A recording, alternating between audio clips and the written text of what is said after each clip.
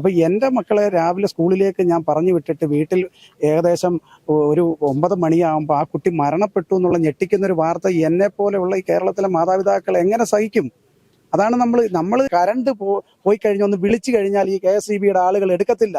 അതേപോലെ ഒരു ദിവസത്തെ ഒരു പാവപ്പെട്ട ശരാശരിക്കാരൻ അവന് ആ ഒരു ദിവസം ഈ പേയ്മെന്റ് അടയ്ക്കാൻ പറ്റാതെ പോലെ കറണ്ട് ബില്ല് അടച്ചില്ലെങ്കിൽ ഇമ്മീഡിയറ്റ്ലി വന്ന് ഫീസ് ഊരുന്ന ഈ ഇലക്ട്രിസിറ്റി ബോർഡ് എന്തുകൊണ്ട് ഇത്രയും രീതിയിൽ ഈ കുട്ടികൾ ഈ ഒരു ദുരന്തമല്ല ഉണ്ടാവേണ്ടത്.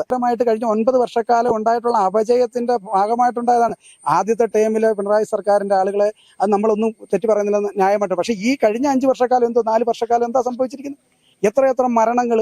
ആശുപത്രി പോകുന്ന ആളുകൾ അവിടെ കെട്ടിടം ഇടിഞ്ഞു വീണ് ചാവുന്നു. സ്കൂളിൽ പോയ സ്കൂൾ കുട്ടികൾ സ്കൂളിൽ വെച്ച് മരിക്കുന്നു. പോയതിനിടെ ഷോക്കേറ്റ് മരണപ്പെട്ട മിഥുനെ അവസാനമായി ഒരു നോക്ക് കാണാൻ വേണ്ടി എത്തിയിരിക്കുന്ന നാട്ടുകാരും സുഹൃത്തുക്കളുമൊക്കെയാണ് ഇവിടെ ഇപ്പോൾ ഉള്ളത്. ഈ ഒരു അവസ്ഥ ഇനി ഒരു കുട്ടിക്കും ഉണ്ടാകരുത് എന്ന് തന്നെയാണ് നമുക്കൊക്കെ പറയാനുള്ളത്. എങ്കിൽ പോലും ഇപ്പോൾ ഉണ്ടായിരിക്കുന്ന അനാസ്ഥ അത് ശക്തമായി തന്നെ ചൂണ്ടിക്കാണിക്കേണ്ടതുണ്ട്. കോൺഗ്രസ് പ്രവർത്തകനായിട്ടുള്ള അനിൽ മത്തായി സർ ഇപ്പോൾ നമ്മളോടൊപ്പം ഉണ്ട്. ചേട്ടാ, വിദ്യാർത്ഥികൾ എന്ത് ധൈര്യത്തിലാണ് സ്കൂൾ പോകേണ്ടതെന്നുള്ളൊരു സാഹചര്യമാണ് ഇവിടെ ഉള്ളത്? വിദ്യാർത്ഥികൾ സ്കൂളിൽ പോകുന്നതിനേക്കാളും ഈ നാട്ടിലെ സാധാരണക്കാരായ ഒരു ജനങ്ങൾക്കും ജീവിക്കാൻ പറ്റാത്ത ഒരു സാഹചര്യത്തിലാണ് നമ്മളിപ്പോൾ നമ്മുടെ ഈ ജീവിതം കടന്നു പോകുന്നത്. ഈ മിഥുൻ്റെ ഒരു വിഷയം എടുത്തു കഴിഞ്ഞാൽ കഴിഞ്ഞ കുറേ കാലങ്ങളായിട്ട് ഒരു രാഷ്ട്രീയ പാർട്ടിയുടെ പേരൊന്നും ഞാൻ പറയുന്നില്ല, എങ്കിലും ആ ഒരു സംവിധാനത്തിൻ്റെ ഭാഗമായിട്ട് അതിൻ്റെ മാനേജ്മെൻറ്റാണ് ആ സ്കൂൾ നടത്തിച്ചുകൊണ്ടിരുന്നത്. ആ സ്കൂളിൽ അതിന് ഫിറ്റ്നസ് കൊടുത്തിട്ടുള്ള ആളുകൾ തൊട്ട് നമ്മൾ അന്യൻ സിനിമ നിങ്ങൾ കണ്ടിട്ടുണ്ടെങ്കിൽ അറിയാം, അതിനകത്തിൽ ഒരു കുട്ടി ഒരു ലൈൻ കമ്പി പൊട്ടി വെള്ളത്തിൽ വീഴി ഒരു കുട്ടി മരണപ്പെടുന്ന ഒരു കാര്യമുണ്ട്. എനിക്ക് ഈ നാട്ടിലെ കോടതികളോടും പ്രത്യേകിച്ച് ബഹുമാനപ്പെട്ട ഹൈക്കോടതിയോടും അതേപോലെ ദേശീയ മനുഷ്യാവകാശ കമ്മീഷൻ, ദേശീയ ബാലാവകാശ കമ്മീഷൻ ഉൾപ്പെടെയുള്ളവരോട് പറയാനുള്ളത്, സ്വമേധയാ ഈ കാര്യത്തിൽ കേസെടുക്കണം. ഒരു കുട്ടി, എനിക്ക് 2 മക്കളുള്ളതാണ്. അപ്പോൾ എൻ്റെ മക്കളെ രാവിലെ സ്കൂളിലേക്ക് ഞാൻ പറഞ്ഞു വിട്ടിട്ട് വീട്ടിൽ ഏകദേശം ഒരു 9 മണിയാകുമ്പോൾ ആ കുട്ടി മരണപ്പെട്ടു എന്നുള്ള ഞെട്ടിക്കുന്നൊരു വാർത്ത എന്നെ പോലെയുള്ള ഈ കേരളത്തിലെ മാതാപിതാക്കൾ എങ്ങനെ സഹിക്കും? അതാണ് നമ്മൾ ഏറ്റവും നമ്പർ 1 കേരളമാണ് 1ാം സ്ഥാനം എന്ന് പറഞ്ഞിട്ട് നമ്മുടെ കുട്ടികളെ പോലും സ്കൂളിൽ വിട്ടിട്ട് സംരക്ഷിക്കാൻ അവർക്ക് വേണ്ടുന്നതായ ഒരു അറ്റ്മോസ്ഫിയർ ഒരുക്കാൻ കഴിഞ്ഞില്ലെങ്കിൽ അത് സിസ്റ്റത്തിന്റെ പരാജയം തന്നെയാണ്. അത് ഒരു രാഷ്ട്രീയ പാർട്ടിയെ ഞാൻ കുറ്റം പറയുന്നില്ല. ആ മാനേജ്മെന്റ് ഇതിനകത്ത് പ്രതികളാണ്. അതിന് പാവപ്പെട്ട ഒരു HM-നെ ബലിയാടാക്കിക്കൊണ്ട് മാത്രം അതിന് പരിഹാരമുണ്ട്. ആ HM ഒന്നും പഠിച്ചിട്ടില്ല. മാനേജ്മെന്റാണ് അവിടെ കെട്ടിടം പണിയുമ്പോഴും അല്ലെ നിർമ്മാണ പ്രവർത്തനം നടത്തുമ്പോൾ അതിന് മുകളിൽ കൂടി ലൈൻ കമ്പിയുണ്ട്. 100ഓളം ഒരു ചട്ടങ്ങളും കാര്യങ്ങളും ഈ അധ്യാപകൃത്തി തുടങ്ങുന്നതിന് ഈ വർഷം തന്നെ പറഞ്ഞിരുന്നതാണ്.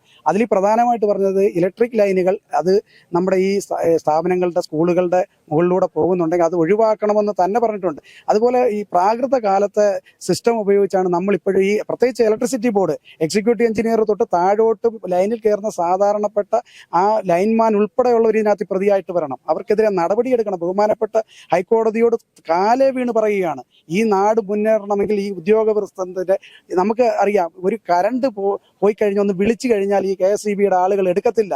അതേപോലെ ഒരു ദിവസത്തെ ഒരു പാവപ്പെട്ട ശരാശരിക്കാരൻ അവന് ആ ഒരു ദിവസം ഈ പേയ്മെന്റ് അടയ്ക്കാൻ പറ്റാതെ പോലെ കറണ്ട് ബില്ല് അടച്ചില്ലെങ്കിൽ ഇമ്മീഡിയറ്റ്ലി വന്ന് ഫീസ് ഊരുന്ന ഈ ഇലക്ട്രിസിറ്റി ബോർഡ് എന്തുകൊണ്ട് ഇത്രയും രീതിയിൽ ഈ കുട്ടികൾ ഈ ഒരു ദുരന്തമല്ല ഉണ്ടാവേണ്ടത്. ആ ലൈൻ കമ്പിയിൽ പൊട്ടി ഈ കുഞ്ഞ് കിടക്കുന്ന ചിത്രം നമ്മളെല്ലാവരും കണ്ട സങ്കടപ്പെടുത്തുന്ന ചിത്രം. അപ്പോൾ കറണ്ട് കൃത്യമായിട്ട് അത് താഴേക്ക് ആ കമ്പിയിൽ പിടിച്ചുകൊണ്ടിരിക്കുന്ന 100 കണക്കിന് കുട്ടികൾ മരണപ്പെട്ടേനെ. ഏതോ ഈശ്വരാധീനത്തിന്റെ പുറത്താണ് അങ്ങനെ സംഭവിക്കാതിരുന്നത്. ഇത് സിസ്റ്റത്തിന്റെ പ്രശ്നമാണ്. ഇതിനകത്ത് ഗൾഫ് രാജ്യങ്ങളിലൊക്കെ നമ്മുടെ എല്ലാ നേതാക്കന്മാരും എല്ലാവരും ഞങ്ങളൊക്കെ പോയിട്ടുള്ളവരാ. അവിടെ ഭൂമിക്കടിയിൽ കൂടെ നല്ല കേബിൾ ഉപയോഗിച്ചുകൊണ്ടാണ് വൈദ്യുതി ലൈൻ കൊടുക്കുന്നത്, കണക്ഷൻ കൊടുക്കുന്നത്. ഇവിടെ മാത്രം ഈ ആകാശ ലൈൻ കൊടുക്കേണ്ട കാര്യം എന്തോ?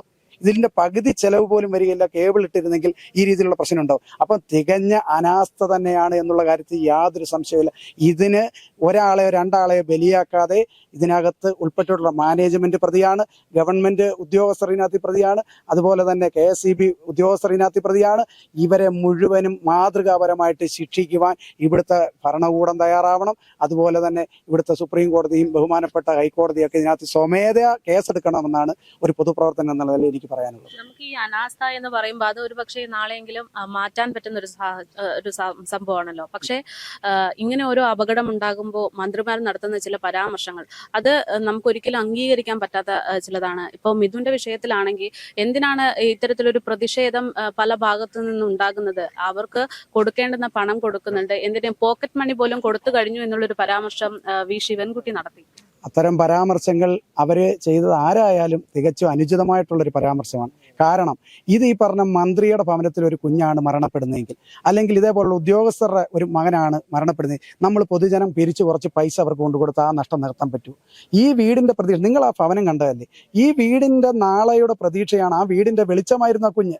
ഒരുപാട് സ്വപ്നങ്ങളുള്ള, നാളുകളിൽ ഇന്ത്യയുടെ ഒരു ഭടനായിട്ട് പിന്നെ ഒരു സൈനികനാവണമെന്ന വലിയ ആഗ്രഹമുള്ള ഒരു കുട്ടി, വലിയ പ്രതീക്ഷകളുള്ള കുട്ടി, നാളുകളിൽ ഈ അനന്ത വികായസിൽ ചിറക് വിരിച്ച് പറക്കണമെന്ന മോഹമുണ്ടായിരുന്ന കുട്ടി, ആ കുട്ടിയെ അനാസ്ഥ കൊണ്ട് ഉദ്യോഗസ്ഥ വൃന്ദരുടെയും സർക്കാരിൻ്റെയും മാനേജ്മെൻറ്റിൻ്റെയും അനാസ്ഥ കൊണ്ട് കൊലപ്പെടുത്തിയിട്ട് ഞങ്ങൾ കുറച്ച് പണം കൊടുത്തെന്ന് പറഞ്ഞാൽ ആ നഷ്ടപ്പെട്ട ജീവന് പകരമാവും? ഒരിക്കലും ആവില്ല. ഇത് ഈ പറയുന്ന കുറച്ച് ആളുകൾ കഴിഞ്ഞ 9 വർഷമായിട്ട് കേരളത്തിലെ ജനം അനുഭവിക്കുക. ഇവിടുത്തെ നിത്യോപ സാധനങ്ങളുടെ വിലക്കയറ്റം, ഇവിടുത്തെ വിഷയങ്ങൾ, വെളിച്ചെണ്ണ തലേ പുരട്ടാൻ വെളിച്ചെണ്ണ, സാധാരണപ്പെട്ട മലയാളി തലേ പുരട്ടുന്ന വെളിച്ചെണ്ണ 550 രൂപ വെളിച്ചെണ്ണയ്ക്ക്. ഇങ്ങനെ സർക്കാരിൻ്റെ കെടുകാര്യസ്ഥത എല്ലാ മേഖലയിലും ബാധിച്ചിരിക്കുകയാണ്. സാധാരണപ്പെട്ട ജനത്തിന് ഇവിടെ ജീവിക്കാൻ കഴിയുന്നില്ല. ഇവിടെ സൂംബ ഡാൻസ് കളിക്കുന്ന ഒരു മന്ത്രി, ഈ ജില്ലക്കാരിയാ. നമ്മൾ ആലോചിച്ചുകൊണ്ട് അവരുടെയൊക്കെ മനസാക്ഷി എവിടെയാ? അവരുടെ മനസാക്ഷി എവിടെയാ? ഒരു കുഞ്ഞ് മരണമെന്ന നമ്മുടെ ഈ സത്യപ്രതിജ്ഞ എടുക്കുമ്പോൾ എല്ലാ ആളുകളും തുല്യരാണ്, ഞങ്ങളിൽപ്പെട്ടവരാണ് എന്ന് പറഞ്ഞുകൊണ്ട് സത്യപ്രതിജ്ഞ എടുത്തിട്ട് അവിടെ പോയി മീറ്റിംഗ് ഉണ്ട്. ഞങ്ങളൊക്കെ പഠിച്ചിട്ടുള്ള ഞങ്ങളുടെയൊക്കെ വാർഡുകളിലോ അല്ലെങ്കിൽ ഞങ്ങളുടെ മേഖലകളിൽ ഒരാൾ മരണപ്പെടാൻ ഞങ്ങളുടെ സർവ്വ പ്രോഗ്രാമും ക്യാൻസൽ ചെയ്തിട്ട് ഇവിടെ മുഖ്യമന്ത്രിയായിട്ട് മുൻ മുഖ്യമന്ത്രി ഉമ്മൻചാണ്ടി സാറിനെ പോലുള്ള ആളുകളെ നമ്മൾ മാതൃകയായിട്ട് കണ്ടിട്ടുള്ളതാണ്. എന്തെങ്കിലും ഒരു വിഷയമുണ്ട് അവരവരുടെ എല്ലാ ചാർട്ടർ ചെയ്ത പരിപാടികളും സ്റ്റോപ്പ് ചെയ്തിട്ട് അടിയന്തരമായിട്ട് ആ സ്ഥലത്തെത്തും. അതിന് പകരം ഇവിടെ ബന്ധപ്പെട്ട ഒരു മന്ത്രി, ഈ ജില്ലക്കാരി പറയുകയാണ് അത് ആ കുട്ടിയുടെ, നമ്മൾ ബാല്യകാലം കഴിഞ്ഞ് വന്നവരാ, നമുക്ക് 18 വയസ്സുള്ള വരെയുള്ള കുട്ടികളെന്ന് പറഞ്ഞാൽ കുട്ടികളാണത്. ആ കുട്ടികൾക്ക് ചാബല്യങ്ങളുണ്ടാവും. അതിന് മുകളിൽ കയറിയതിന് കുറ്റമൊന്നും പറയുമ്പോൾ ഞങ്ങളൊക്കെ വലിയ വലിയ ആഞ്ഞിലികളിലും മരങ്ങളിലും ഒക്കെ കയറിയിട്ടുള്ളവരാ. ആ പ്രായങ്ങളിൽ അത് അപകടം പറ്റുമെന്ന് വല്ലതും പ്രതീക്ഷിച്ചു. കുഞ്ഞുങ്ങൾ അത് സ്വാഭാവികമായിട്ടും അവർക്ക് ഇതിനെപ്പറ്റി തിരിച്ചറിവില്ല.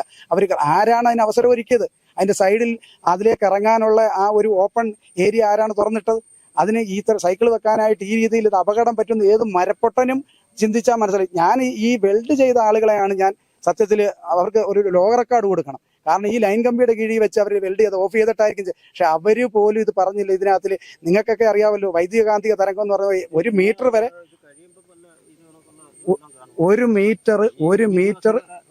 1 മീറ്റർ വരെയും. ഈ കൊച്ചിനെ കുറിച്ച് വല്ലതും അന്വേഷിക്കാൻ ആരെങ്കിലും ഒരു റിപ്പോർട്ടുകാർ ആരെങ്കിലും വരുമോ? ഇപ്പൊ ഈ അടക്കം വരെയിലുള്ള റിപ്പോർട്ടുകാർ മൊത്തം ഇത് കഴിയുമ്പോഴോ തിരക്കും ആരെങ്കിലും തിരക്കൂ. അപ്പൊ അതിനകത്ത് വൈദ്യുതി പ്രവഹിക്കുമെന്നുള്ള ചിന്തിക്കാനുള്ള ശേഷി അവിടെ ഇത് നിർമ്മിച്ചവർക്കും ഇല്ലായിരുന്നു, മറ്റുള്ളവർ ആർക്കും ഇല്ലായിരുന്നു. അപ്പം ഈ മാതൃകാപരമായിട്ട് സമൂഹത്തെ സേവിക്കേണ്ട അല്ലെങ്കിൽ ജനങ്ങളെ സേവിക്കേണ്ട മന്ത്രിമാരുടെ ഭാഗത്ത് നിന്ന് ഇങ്ങനെയൊക്കെയുള്ള വാക്കുകൾ വരുന്നുണ്ട്. അത് തികച്ചും അനുചിതമാണെന്ന് മാത്രമേ നമുക്ക് പറയാൻ കഴിയുള്ളൂ. അവരുടെ അറിവില്ലായ്മ എന്ന് മാത്രം പറയാം. അറിവില്ലായ്മ മാത്രമല്ല, ഇതിൽ പ്രധാനമായിട്ടും നമ്മൾ ഒരുപാട് കാലമായിട്ട് ചർച്ച ചെയ്യുന്ന ഒരു വിഷയമാണ് വിദ്യാർത്ഥികളെ സർക്കാർ സ്കൂളുകളിലേക്ക് പേരൻസ് വിടുന്നില്ല എന്നുള്ളത്. ഇത്തരത്തിൽ ഓരോ ഉദാഹരണങ്ങൾ വരുമ്പോൾ നമ്മൾ എന്താണ് ചെയ്യേണ്ടത് എന്നൊരു ചോദ്യം കൂടെ ഇവിടെയില്ലേ? നമ്മൾ ഇപ്പോൾ ഈ സ്വകാര്യ മേഖലയിലുള്ള സ്കൂളുകൾ കേരളത്തിൽ കൂണുപോലെ വർദ്ധിച്ചു വരുന്നു പറയുന്നു. സർക്കാരുകൾ ഗവൺമെന്റ് സ്കൂളുകളെ പ്രൊമോട്ട് ചെയ്യാനുള്ള കാര്യങ്ങൾ ചെയ്യുന്നുണ്ട്. മാനേജ്മെന്റ് സ്കൂളുകൾ അതേപോലെ ചെയ്യുന്നുണ്ട്. വയനാട്ടിൽ ഒരു കുട്ടിയെ പാമ്പ് കടിച്ച് മരണപ്പെട്ട ഒരു വിഷയമുണ്ടായി. ബഹുമാന്യനായിട്ടുള്ള രാഹുൽ ഗാന്ധി അതിനൊരു നിർദ്ദേശം വെച്ചുകൊണ്ട് അതിന് കൃത്യമായിട്ടുള്ള ഓഡിറ്റിംഗ് ഉണ്ടാക്കണം. ഓരോ സ്കൂളുകളുടെ അവസ്ഥ എന്താണെന്ന് പ്രിയപ്പെട്ട മാഡത്തോട് എനിക്ക് പറയാനുള്ളത്, നിങ്ങൾ ആ സ്കൂളൊന്ന് പോയി കാണണം. ആ സ്കൂളിൻ്റെ അവസ്ഥ എന്ന് പറയുന്നത് വളരെ ശോചനീയമായ ഒരു അവസ്ഥ. ഇന്ന് ഒരു ഗവൺമെൻറ് സ്കൂൾ ഇടിഞ്ഞു വീണ ഒരു വാർത്തയും ഇന്ന് നിങ്ങൾ പത്രം നോക്കിയാൽ നിങ്ങൾക്ക് കാണാൻ പറ്റും. എവിടേക്കാണ് നമ്മുടെ നമ്പർ 1 കേരളം എന്ന് പറഞ്ഞിട്ട് കാര്യമൊന്നുമില്ല. നമ്മുടെ ഈ സ്ഥാപനങ്ങൾ, സ്കൂളുകൾ നാളുകളിലെ പൗരന്മാരെ വാർത്തെടുക്കുന്ന ഒരു സംവിധാനമാണ് ആ സ്കൂളെന്ന് പറയുന്നത്. മാതൃകാപരമായിട്ടുള്ള സ്കൂൾ. കഴിഞ്ഞ 9 വർഷക്കാലമായിട്ട് നിങ്ങൾ പ്രിയപ്പെട്ട മാഡം ഉൾപ്പെടെയുള്ളവരൊന്ന് ശ്രദ്ധിച്ചു നോക്ക്. മയക്കുമരുന്നിന് അടിമയായിട്ട് വിദ്യാർത്ഥികൾ പോകുന്നതായിട്ടുള്ള വാർത്തകൾ. യാതൊരു രീതിയിലും വിദ്യാർത്ഥികൾ മെച്ചപ്പെട്ട ഒരു പഠന സൗകര്യം ഉണ്ടാക്കി കൊടുക്കുവാൻ ഇതിൻ്റെ അധികാര സ്ഥാനത്തിരിക്കുന്നവർ കഴിഞ്ഞിട്ടില്ല. അതിന് നമ്മൾ അതിനു മുമ്പ് ഇവിടെ ഉണ്ടായിരുന്നു. ഇതിനു മുമ്പ് അതേപോലെ കായിക രംഗത്ത് കേരളത്തിൻ്റെ ചെറുപ്പക്കാർ, കുട്ടികൾ ദേശീയ ഗെയിംസിലൊക്കെ നമ്പർ 1 ആയിട്ട് നിന്ന കേരളമാണ്. ഇന്ന് നമ്മുടെ കായിക മേഖലയിൽ നമ്മുടെ കുട്ടികൾ എവിടെ പോയി നിൽക്കുന്നത്? അപ്പോൾ ഇതൊക്കെ വിദ്യാഭ്യാസപരമായിട്ട് കഴിഞ്ഞ 9 വർഷക്കാലം ഉണ്ടായിട്ടുള്ള അപജയത്തിൻ്റെ ഭാഗമായിട്ടുണ്ടായതാണ്. ആദ്യത്തെ ടേമിൽ പിണറായി സർക്കാരിൻ്റെ ആളുകളെ അത് നമ്മളൊന്നും തെറ്റി പറയുന്നില്ല, ന്യായമായിട്ട്. പക്ഷേ ഈ കഴിഞ്ഞ 5 വർഷക്കാലം 4 വർഷക്കാലം എന്താ സംഭവിച്ചിരിക്കുന്നത്? എത്ര മരണങ്ങൾ, ആശുപത്രിയിൽ പോകുന്ന ആളുകൾ അവിടെ കെട്ടിടം ഇടിഞ്ഞ് വീണ് ചാവുന്നു, സ്കൂളിൽ പോയ സ്കൂൾ കുട്ടികൾ സ്കൂളിൽ വെച്ച് മരിക്കുന്നു, പുറത്തോട്ട് ഇറങ്ങിക്കഴിഞ്ഞാൽ ജനങ്ങളെ പേപ്പട്ടി ഓടിച്ചിട്ട് കടിച്ചു കൊല്ലാൻ നോക്കുന്നു, അതേപോലെ വീട്ടിൻ്റെ പരിസരത്തോട്ടിറങ്ങിയ പാമ്പിൻ്റെ ഒരു തരത്തിലും കടയിൽ പോയി എന്തെങ്കിലും ഭക്ഷണം മേടിച്ചില്ല നമ്മുടെ കടയിൽ ചെന്ന വെളിച്ചെണ്ണ അതായത് 550-600 രൂപയായിട്ട് വിലക്കയറ്റം, ഉപ്പ് തൊട്ട് നിത്യോപസാധനങ്ങൾ കർപ്പൂരം വരെയുള്ള സർവ്വസാധനത്തിന് വില. ഇത് എവിടെയൊക്കെ ഇതിന്റെ പ്രയാണം? ഇത് കൺട്രോൾ ചെയ്യേണ്ടത് ഗവൺമെന്റ് അല്ലേ? ഒരു സ്കൂളിന്റെ കാര്യങ്ങൾ കൃത്യമായിട്ട് ഗവൺമെന്റ് കൈകാര്യം ചെയ്ത് അതിന്റെ ഫെസിലിറ്റി ചെക്ക് ചെയ്യാനും കഴിഞ്ഞ രാഹുൽ ഗാന്ധി നിർദ്ദേശിച്ച ഒരു നിർദ്ദേശമുണ്ടായിരുന്നു, ആ നിർദ്ദേശമെങ്കിലും നടപ്പിലാക്കാനും അവർ ശ്രദ്ധിച്ചില്ല. അതിന്റെ ഭാഗമായിട്ടാണ് ഇത്തരത്തിൽ ദുരന്തങ്ങൾ ഇനി ആവർത്തിക്കപ്പെടും. ഇതിവിടം കൊണ്ട് തീരുമെന്നൊന്നും നിശ്ചയിക്കാൻ പറ്റില്ല, ഇത് ആവർത്തിക്കപ്പെടുക തന്നെ ചെയ്യും.